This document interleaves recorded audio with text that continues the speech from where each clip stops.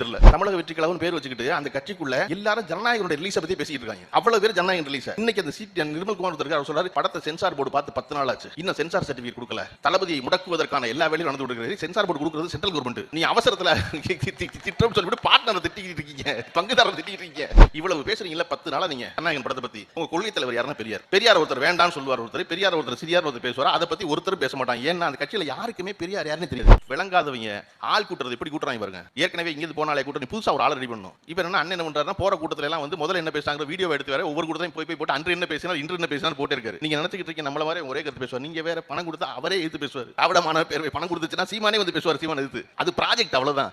வந்து திருமாவளவனிடம் பேசினார்கள், வேல்முருகனிடம் பேசினார்கள். இன்னைக்கு அவர் பேசுற மாதிரி பேசுங்க. எங்கிட்ட எல்லாம் பேசினாங்க, யார்ட்டையும் சொல்லல. அவங்க சத்துக்கு எங்கிட்ட எல்லாம் பேசுறாங்க. அது என்ன நீங்க நல்லா எந்தோட மோடியை திட்டுங்க, பிஜேபி திட்டுங்க, ஆர்எஸ்எஸ் திட்டுங்க. ஆனா 5 நிமிஷம் மட்டும் திட்டுங்க. அதுக்கப்புறம் 55 நிமிஷம் திமுகவையும் கலைஞரையும் திட்டுங்க. நீங்க அதனாலதான் பெரியாரை திட்ட வருகிற சீமான் பெரியாரில் திட்டுனீங்க. பெரியாரை திட்டாரு. பெரியாரை தொட்டு எங்க வந்து நிப்பாரு அப்படின்னா கடைசியில் வந்து கலைஞர் கருணாநிதி நிப்பாரு. நீங்க இன்னைக்கு பெரியாரை பேசுகிற எல்லோரும் உங்கள் மனைவியின் சொத்தை மறுப்பீங்களா? நீங்க வந்த காரணம் பெரியார். சீமான் தன் மனைவிக்கு வர்ற சொத்தாப்பா கொடுக்காதீங்கப்பா, பெரியார் தான்ப்பா சொன்னாரு பொம்பளை பிள்ளை சொத்து கொடுங்க, கொடுக்காதீங்கப்பா, வேண்டாம்ப்பா அப்படி மறுப்பாரா?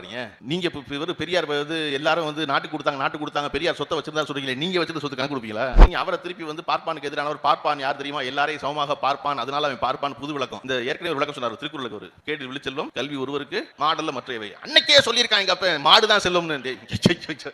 திருக்குறளுக்கு 8000 சொச்ச விளக்கம் எழுதியிருக்காங்க. இந்த விளக்கத்தை நான் கேட்டதே இல்லையே. மாடுங்கிறது செல்வம்னு சொல்லிக்காரு வள்ளுவர். அந்த மாதிரி என்னத்தையாவது வாய்க்கு வந்ததை பேசுவது என்பதற்கு இல்லையா? அவர்களுக்கு இருக்கிற தேர்தல் காலத்து பதட்டம் இது.